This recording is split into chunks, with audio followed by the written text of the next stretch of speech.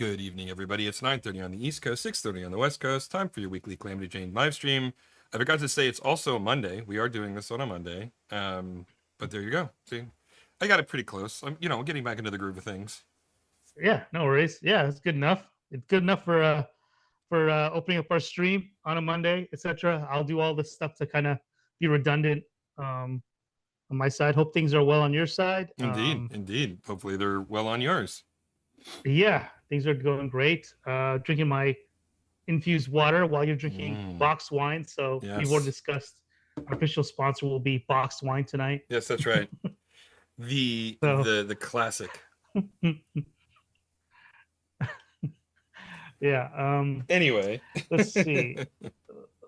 So with that said, I'll go into starting the doodle stuff. Indeed. What are we working on this week? All right. Share my screen.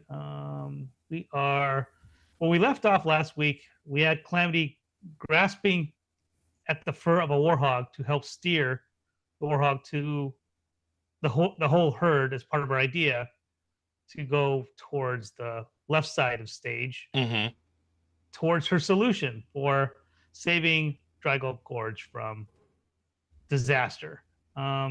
So as I work tonight, you know what? One thing I'm going to do is I might just actually flesh out these warhogs. Right now they're just halves, but I might actually do the full body so I can recycle them all the way across the board in other shots. So that's one thing I'd like to do. And also, I'll probably work on the top view of the warhogs for this and start to kind of make a whole bunch of them for multiple versions of the warhog to kind of imply there's a giant herd of them. So that's kind of the plan for tonight while we hang out. And there's plenty of stuff I want to kind of bring up this week to kind of throw your way to talk about. There's EA, of course, and what they're doing with the going private with their selling themselves to Saudi Arabia. Yeah, and also what are they going to do with their IP? There's that. Also, but I'll roll into this. So my wife and I that we went to an exhibit over the weekend. Sadly, I wish there was a way for people to experience this all over, whoever watches this, but we went to an exhibit for Jack Kirby. Ooh. And so, yeah, it was phenomenal. It was a great little quaint exhibit, but it showed all of his stuff for viewers that aren't familiar with comic book land. Jack Kirby helped create one of your favorite heroes, Captain America, right off the bat. Joel Shuster, right? Yes. But there was also Fantastic Four. I mean, he had his hand in so many different Marvel, flagship characters. Yeah, and he created New Gods, and he created Darkseid. He did a lot of the sort of the galactic comics for both DC and Marvel. Yeah, he was prolific in what he did, and and just looking at his art and looking at all the rough sketches and stuff like that, really, because the thing is, we get to consume his stuff when it's all finished or whatever, or antiquated old yellowing comic book pages, but you don't get to see the actual process of how he assembled the comic book page, the notes that he was scribbled on the sides. That's what you get to see at the exhibit. So if it happens to travel your way to Georgia or anywhere else where people are living in, and the exhibit happens to go their way, it's definitely worth checking out. It's pretty cool. It goes through his whole life, and where he's at today. I mean, he's done so much. Highly recommend that exhibit for sure if you happen to be lucky enough to have it in your town. Oh yeah, if it comes by, I'll definitely go to that. That sounds incredible. Yeah. So there was that. But yeah, I mean, there's other stuff to kind of mention too. On my side, like we kind of left off on this last week with weapons, but I wanted to talk about another kind of, we went from horror, but there was another show that I really want to get your opinion on, but at the same time, I don't know if I can recommend it, but if I watched it at the beginning of the season, I think I would have been recommending it to you, and then you'd probably be yelling at me for recommending it to you at that point. as the season winded down. But Alien Earth, I've heard it's great. I've heard it's great. I haven't seen it only the yet. first only the first two episodes are Oh, great or interesting. so, and the finale, I was very sad Hmm. with how it wrapped up. Hmm. But this could be maybe it could be a classic debate where maybe you'd like it, maybe you can see some positives to it. But I felt like it. I like Noah Hawley. I think he's a great writer for all the stuff he's done with Fargo, but he has some hits or misses too. I enjoyed Legion for Hmm. the most part. I never saw the finale for Legion, but everything building up to the finale was terrific. Just haven't had a chance to watch the rest of it. But boy, Alien Earth had some really cool moments, but also, you know, it just had way too many misses and way Hmm. too many logic holes all over the place that kind of ruined it for me, at least. So now I'm torn. I don't know whether I should tell you to watch it or not. I don't know if you have Hulu, but I do. Yeah. okay. Well, maybe it's worth. Let's. I I don't know. I'm not sure what to tell you. All I can tell you is the first, maybe 1 through 5 are great. 5 is the best episode, but arguably it's a flashback episode, so it doesn't show for the season, Hmm. but it is the best episode, if Oh, that makes any sense. 1 second. Oh, there we go. We're back. Okay, sorry. OBS crapped out on me for a second there, but we're live and Oh, streaming again. Yeah. no worries. It always does that just to keep us honest. Yeah, you So just got to not keep a us big on our deal. toes. But yeah, we're back. We're Yeah. temporary delay. Yeah. But Well, anyways. I've heard different things about it. I've heard people really, really loving it. I've heard some people are, I don't know, confused by it, I guess, like they couldn't figure out if they liked it or not. But Mm-hmm. I've never had anybody go like this was the worst thing ever. Like there seems to be Yeah. definitely uh some quality, some value to it. But yeah, I'm curious what I think. It's definitely on my list, and I'm kind of between shows right now. I'm slowly Mm-hmm. wrapping up Star Trek Lower Decks, which I've finally gotten Oh, into. Um, yeah. and I thought you gave that one a shot and you just didn't like it at the beginning, right? yeah, in the beginning, but once you watch a bunch of episodes, you kind of get the shtick. I mean, I don't think it's as good. It's clearly somewhat inspired by um Futurama and Rick and Morty. Mm-hmm. Those are Mm-hmm. definitely heavy influences for the show. And I don't think it at any point has risen to the levels that those two shows could reach from time to time. Um, Okay. but the more you watch it, the more you realize that the whole thing is a huge Star Trek in joke. Mm-hmm. Every episode is just filled to the gills with references to previous Star Trek series, in particular Deep Space Nine and TNG. I think are the ones that get the most love. How I mean, there was an episode in season 3 that actually takes place on. Oh, we got disconnected again. Huh. Okay. Well, I think we're just gonna have to fight this. Um, Okay. we're live again, but I don't know if anybody watching it is gonna get these disruptions, but I don't know. I just updated OBS. Maybe that was a bad idea. This new version might have some bugs or something. I don't know. Anyway, we'll soldier on. But it's good. It's not, my initial impressions based on the first episodes were, I think, too hasty. Do you think that's because they didn't? So here's the thing, and again, we're hypocrites all the time Always. whenever we're talking about We love content, we right? love we love being hypocrites.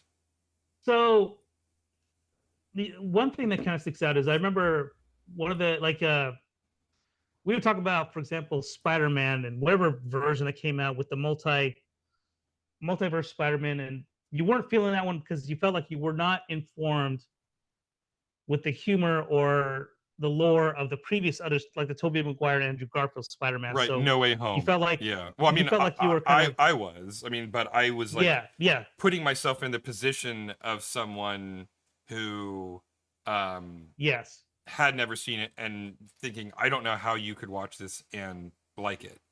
And I For feel the me, exact yeah. same thing about Lower Decks, by the way. Okay, that's what I was curious about. Yeah, yeah. So when you're, You go yeah, ahead. if you're watching Lower Decks, you are with the in crowd because you know all the lore and the humor, Right, and therefore you enjoy it right. more. Would you say? Uh, I think you enjoy it to the degree that they intended you to enjoy it. The Lower Decks is not a show. I don't think I would ever recommend someone get into Star Trek by watching Lower Decks. Yeah, yeah, It sure. is, like I said, just a massive in joke. It would probably be the very last thing I would recommend anybody watch, not because it's not worth watching, but just because, Hmm. I would not recommend the show to anybody who hasn't grown up or spent years watching Star Trek. So I feel the Gotcha. exact same way about that as I Hmm. do Spider-Man. The only difference is that I really like Star Trek and have a huge investment in it, and I have no love for the Marvel Cinematic Universe. Yeah, yeah, I get you. So So now, when you were first watching it, though, did it have all the in jokes and stuff, or it was it more or less like trying to find their footing? I You know? it's always had the in jokes, but I think for me the point at Okay. which I liked it is when it really just decided to lean in on the in jokes. Okay. I think in the first season in particular, well, obviously they were at some level still trying to make a Star Trek show about the people who aren't in charge, right? Hence the Lower Decks. Hmm. But I think that they realized pretty quickly that the strength of the show was just making a silly in joke about Star Trek. And when then they Hmm. sort of accepted the reality of what that was, then I get the sense, just as an outsider, Hmm. that it Hmm. sorry, we lost the OBS keeps crapping out for like 2 seconds and then coming back in. So I don't know. It's got to be this new version. There's got to be a bug in it.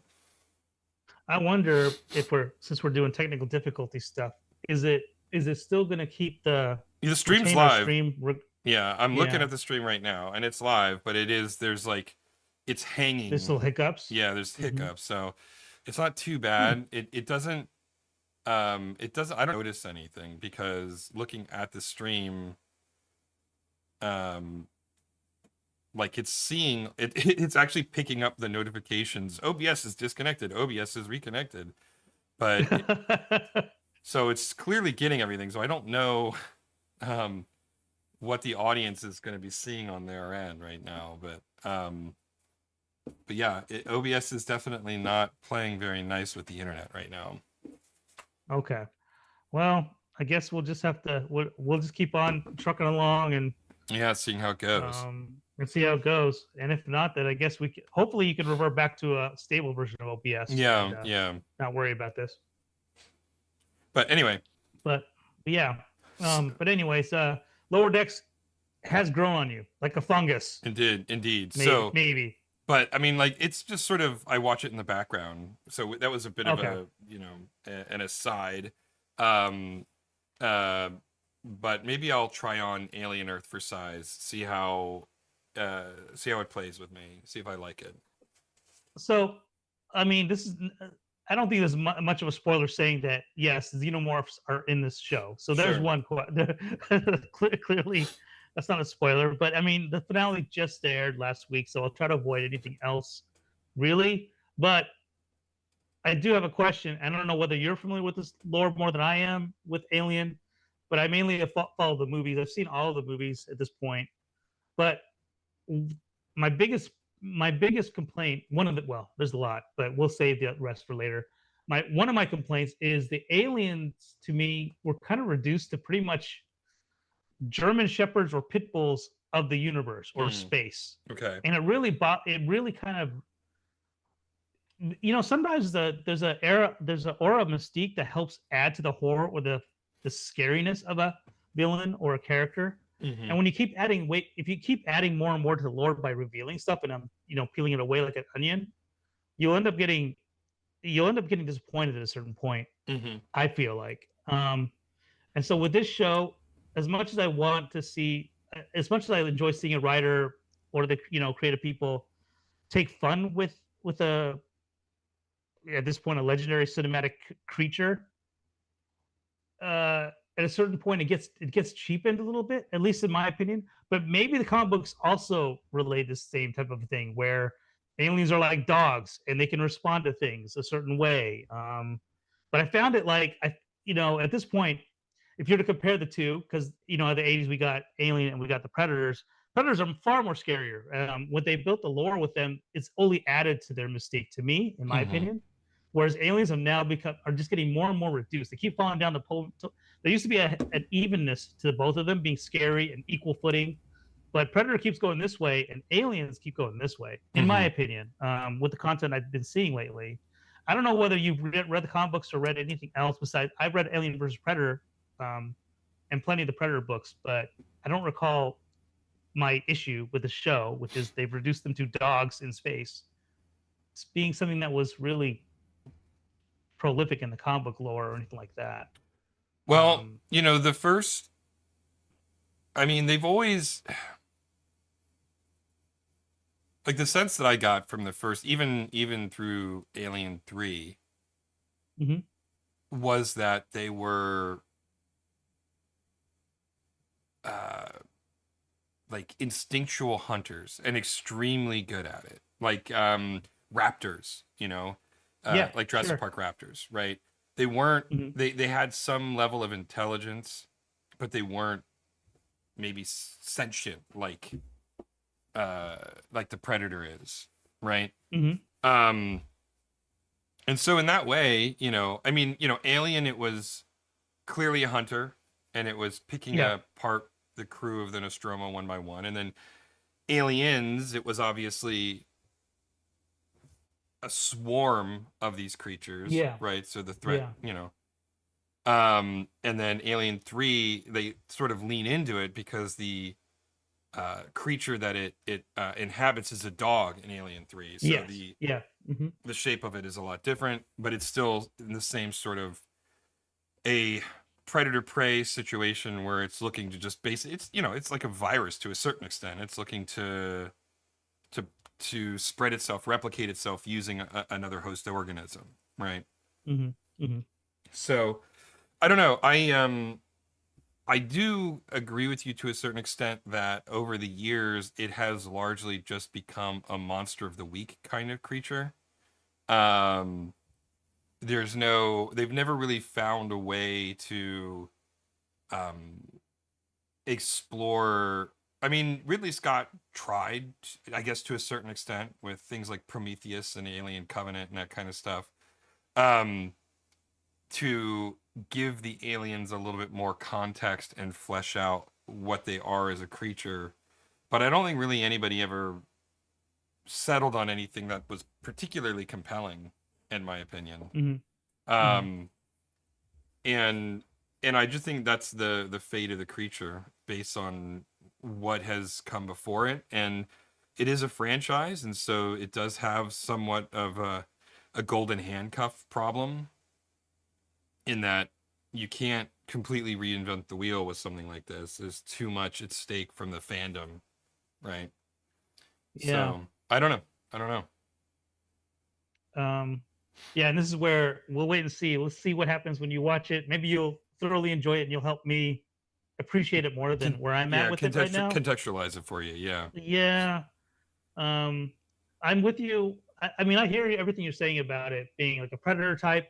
For me, I guess I lean as soon as you mentioned swarm, that's where I kind of lean in with aliens. To me, aliens really kind of added to that, meaning they're a swarm, they're and I guess that I don't know where the bugs thing kind of came from, but that's always been where I associate aliens with is they're bugs, kill the bugs, don't not kill the dogs. It's more like because they're like wasps or something like that for us as humans on Earth or something like that, or when you piss off the bees, they all go after you, kind of a thing. Like that's always how I felt about them.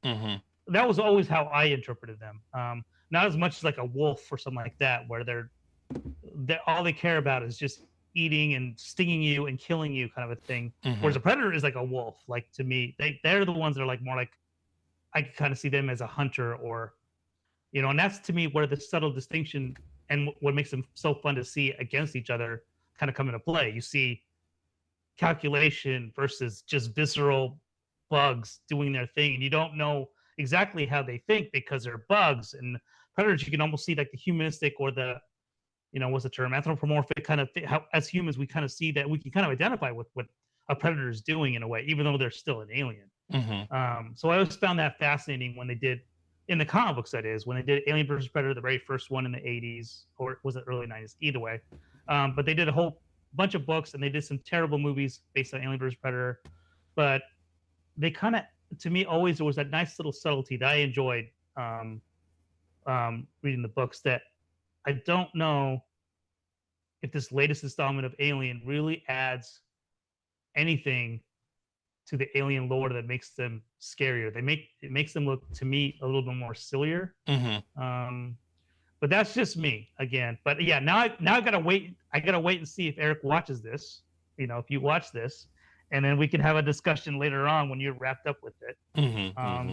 There's some great act. There's some great. Here's the other thing. Again, just like I know I kind of am in a row of like kind of being grumpy about some of the content that's out there. So weapons, like I had issues with weapons, writing wise, but I thought the acting was stellar.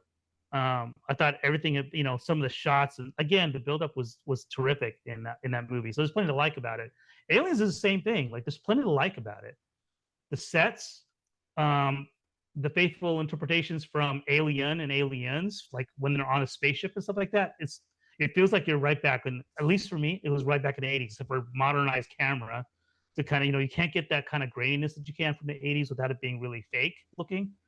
The acting was incredible with the main players, and Timothy Olyphant's in it, and everything he does is pretty much gold. Every time I've seen him in anything, I'm still biased towards Deadwood and his stuff there, but he did a great job in this show as well.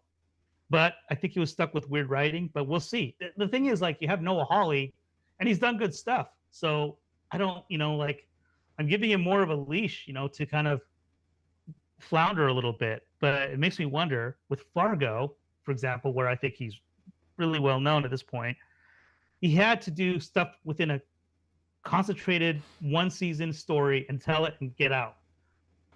And I think when you have the keys to the mansion or the keys to the castle and you don't have any ends, you're not assigned an endpoint, I think he might need to have rules, is I guess what I'm saying. He needs to have rules to operate out of and a kind of break, and he doesn't. It feels like with this show he didn't have any rules because it doesn't have a conclusion. No, the conclusion's not. Again, in my opinion, the conclusion's not very satisfactory. It's just a bunch of open stuff that does not get resolved at all, at least for me. But again, this is where that great debate can kind of come in, and we can kind of see what you think as well. Yeah, for sure. Yeah, but yeah. So that was my thoughts on Alien Earth. I'll put it to this way: I don't even know if I'm looking forward to seeing second season at this point. Okay. Okay, that's good to know. That's good to know. Yeah, I don't know if I care. Yeah. So. Yeah. Well, I'll keep that in mind. I haven't really done anything new since the last time we chatted. Still reading Dungeon Crawler Carl, and kind of burnt out on Wild Hearts, although my overall experience with it was extremely positive. And some of the ideas, interestingly, so Capcom has a new mobile Monster Hunter game called Monster Hunter Outlander or something. I don't remember. And it's an open world game, and they have a lot of different traversal abilities. And I found myself chuckling because an awful lot of the traversal abilities are in Wild Hearts. And it looks like they function almost identically in this new mobile Monster Hunter game. And so clearly the powers that be at Capcom were paying attention and were like, oh, this game has some pretty good ideas. And I'm curious to see how far they take it. If they've just used the use these abilities for traversal, or if they try to integrate them into combat. Based on the footage I've seen, it doesn't seem that way. It's a mobile game, so everything is pretty simplified still, and Capcom is notoriously bad about microtransactions for their mobile products. So Mm-hmm. we'll see where that goes. But the end game in Wild Hearts kind of falls apart for me. Mm-hmm. It got incredibly grindy, to the point where I just wasn't looking forward to hunting a monster again. Part of it is because there are very few. I mean, I'd say half to a third as many monsters in Wild Hearts as there is in Monster Hunter. And they do a lot of like palette swapping and a lot of just increasing HP and increasing movement speed to kind of pad the length of the game, which will only get you so far in my book, and that's not very far indeed. Um, and so I burnt out once I got to sort of the end game stuff. I didn't even fight the big bad final monsters because I was so underpowered and just wasn't looking forward to doing the grind to get Mm-hmm. powerful enough, you know. Mm-hmm. Um, Mm-hmm. all that's to say, I still might go back to it. I had a generally extremely positive experience with it. Um, uh, there are some incredibly good ideas in that game, and I hope that KOA Temco gives it another chance and builds on the foundation of the first game, because there's a lot to love there. And if they could polish off some of the rough edges, do a lot of rebalancing on currency distribution, and by currency I mean item parts and gold, etc. It's all the currency that is basically the spreadsheet that makes up the game. They could Mm-hmm. rebalance that, but like keep the building aspect, keep the really clever weapon types. Maybe add a weapon or two more, although I don't really find that to be necessary. Um, I think that they could have a real winner on their hands, something that could really, really compete with Monster Hunter. But I don't know that it'll happen. The original version, just Wild Hearts, not Wild Hearts S, was done by KOA Temco, but published by EA, Mm-hmm. and they did a bad job of it because it flew completely underneath my radar. I maybe heard one thing about it, went, "Oh, that seems interesting," and then never heard about it again. Um, they the backstory, the reading that I've done on it, it seems like EA did its usual thing of doing a terrible job of promoting a unique game. They just have no idea how to market anything that's not a sports game or, well, anything really. I mean, they're really bad. Yeah, they are. They're They they're are pretty really bad. bad at everything. And why KOA Temco? Okay, I mean, the larger question is, why does EA still exist as a company? It just blows my mind, and it's just got to be the strength of their sports franchises, because Yes. I don't Mm-hmm. think that anybody's been particularly happy with any game that EA has released that wasn't a sports game in 20 years. Um, Yeah, they're they have, and they have a monopoly as well with like Madden, for example, right? I don't think there's any mhm, other NFL games that counter anymore. Back in the 80s and 90s, we had other types of sports games that were kind of football games, American football games that would rival it. Like I think Sony had Game Day or something like mhm, that. There's even in the arcade we had NFL Blitz. We had mhm. all that was done by Midway. Sony had their own. Sega had Then all of a sudden, 2K Sports. oh, so there we go. So Sega might still be around. I don't know if they do in NFL No, though. I don't think they do. But EA this spent whole monopoly thing, Yeah, yeah, they spent billions of dollars getting exclusive rights to player names and team yeah, names. So they are literally the only company allowed to use actual player names and actual team names in a sports title. And it's funny. yeah, go ahead. Yeah, just to add to this, and because of that, it's really killed any creativity of any other Hmm. types of versions of like. So I used to watch NFL quite a bit. I'm an ex Giant New York Giants fan. I became a New York Giants fan as a kid because I would play Tecmo Super Bowl, Tecmo Bowl, and their version of the NFL. But yeah, all those types of iterations or offshoots of using those players and using those teams fell by the wayside as soon as EA bought everybody up and just kind of killed it. But they cash in on it because they're the only game in town. You want to play your favorite player, in the NFL, just like anything else, you got a cult following of your team. There's the whole NFL is a religion kind of pretty aspect of it. I mean, I still watch the NBA and I still love watching the NBA. I'm a cultist as well for that type of stuff in a way, but and this is why EA can just keep cashing those checks. They just print money. Yeah. And then correct me if I'm wrong, Eric, but I think they also have an FPS game, right? That they produce as well. That they can print money with that too. Do they do battle? Did they do one of the Battlefields or something like that? Or maybe not. I could be wrong on that one. Maybe they do Battlefield. I don't remember who publishes Battlefield. Yeah, I'm curious. But I think they almost print money in two different areas, which is the sports stuff.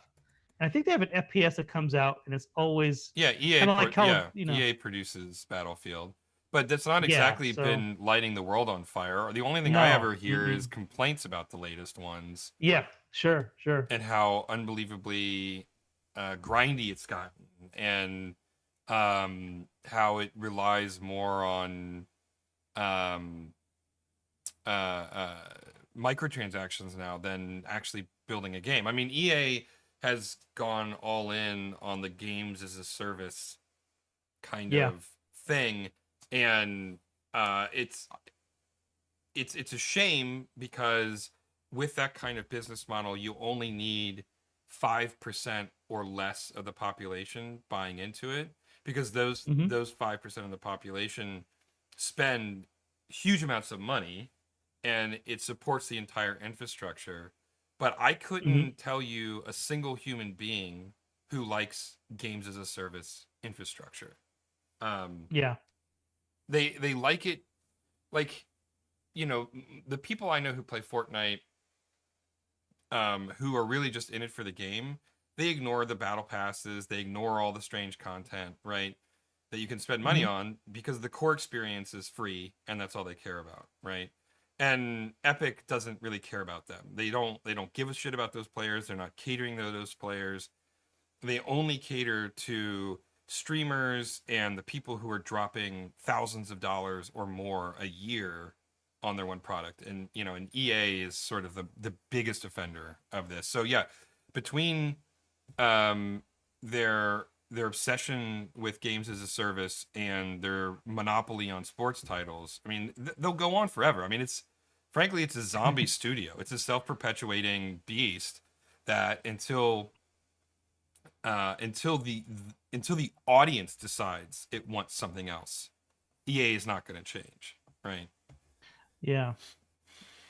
I mean, I for one, I can't tell you the last time I bought a game that was published by EA, mainly because I'm an aversion just to seeing their name at this point. And I mean, I don't want to disparage anybody that buys an EA game. I just don't trust them as a company because of all the, even 10, 15 years ago when they were trying to get their fingers into, your social media accounts and trying to send you a bunch of sign up for the EA account so you can get this skin or something like that. I think it kind of happened around Mass Effect 3 is when I went, yeah, this will be the last EA game I'll buy, even though and Mass Effect 3 I wasn't happy with the ending of that one game either. I love 1 and 2, but 3 was okay, but not they don't, in my opinion, 1 and 2 are so much more fun to play narratively and just mechanics wise. 3 had good mechanics though.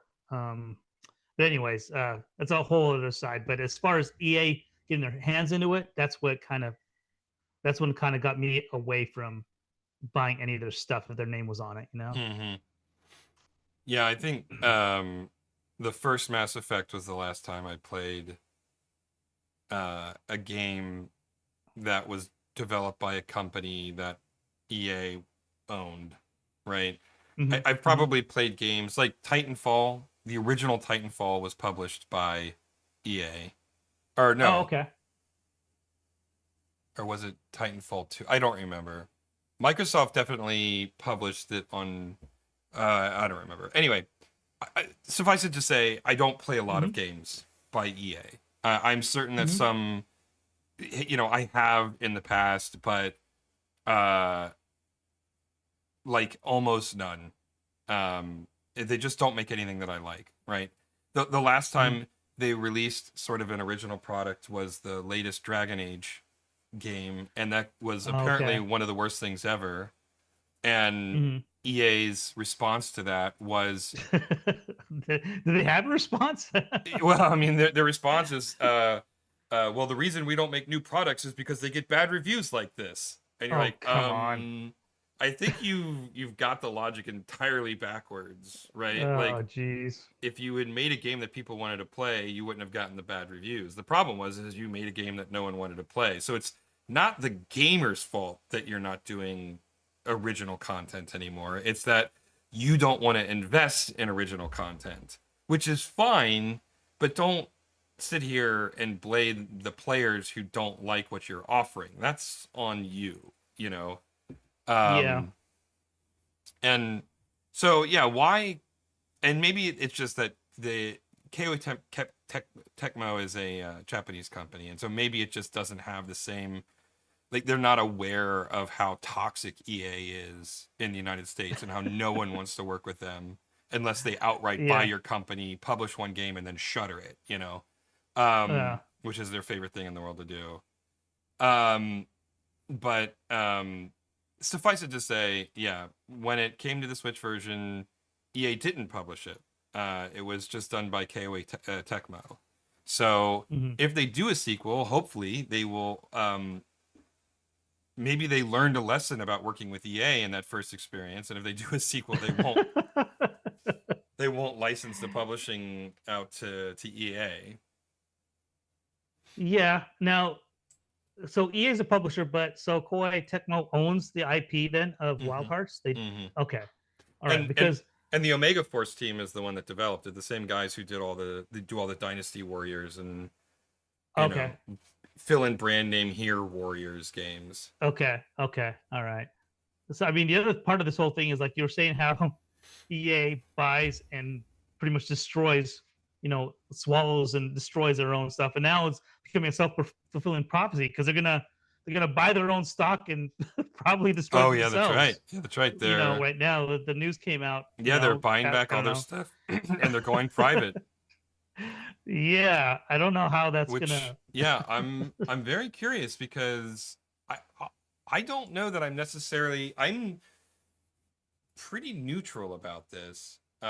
Yeah, The stock market has become increasingly detached from the reality of the economics of this yeah, country. yeah. Hmm. And so maybe EA sees the writing on the wall to a certain extent and sees that as the stock market becomes more and more disassociated with what actual human beings experience of the economy is, they're going, uh-oh, something bad's going to happen. We want to own our own shit so we don't, suffer the consequences of that. Um, Hmm. I have no idea. We'll see what happens, but I'm actually pretty benign about it. I don't have an opinion thus far. I'm more curious than anything else about what this is going to do to the company. Yeah, I'm in the same boat as. I mean, if it was like Capcom or Nintendo or something like that, even though I've been pretty much saying that they've been a heel lately, there's a lot of sentimental value and nostalgia that's associated with Nintendo stuff. I have none of that with No, EA, none whatsoever. except for again when they bought BioWare, but that's I was associated with BioWare. I mean, with what they did as a Right, creative team, not EA. They just right. bought them. So it was I already mourned for BioWare because they got bought by EA. So it Mm-hmm. was a little bit different. And you can see their shell of themselves, like with the last Dragon Age or Mm-hmm. whatever example you want. Ever since post EA, when they started getting their emails sent out through and their fingers and everything, that's when you started seeing the death of BioWare really Yeah, accelerate. yeah. So yeah, but I'm with you. I don't have any. There's no. Yeah, it's more or less just get my popcorn and watch what happens in a way. Mm-hmm. But I'm still even at the end of it, if they still somehow survive, I don't know if I'm going to be. I'm just indifferent, like you're saying. Same boat. I feel the same way. Mm-hmm. Yeah. So anyway, So. it's an interesting time to be alive. Yes, indeedy. Yeah. Well, we've been going for 45 minutes here. It seems like you're at a pretty decent stopping point. You've got your Yeah. that's Yeah. pretty cool. Yeah. I have to just. I'll just have to. Right now they're all synced together, but Right. the idea is like you can watch them from top view as they're running. Yeah. I'll probably massage this a little bit, but the general idea is there. Could you But do an yeah, we've got. offset to the effects? So can you like randomize the starting point on the Yeah, it's elasticity? that I can't do, but I can affect the frame. So for example, this guy is on right here, it says first frame. Yeah. So let's just if we were to just zoom in on just these guys right here. I mean, the rest are, again, just ignore that if you can. But here's one. Let's see. He's on first frame, so I'll put him on seventh frame. Mm-hmm. I'll put this guy on third frame. Mm-hmm. Now, if I scrub back and forth, you'll see they're now offset a little bit. Mm-hmm. But again, Mm-hmm. it's a little bit distracting with everything else being in sync. But the more I do that, the more it'll start to feel a little bit more natural. Mm-hmm. But yeah, so that's where I have to kind of go in next. Is I'll start doing that as I work on this shot. Mm-hmm. But the basic animation for the warhogs is all there now, and I just have to kind of fine tune. Cool.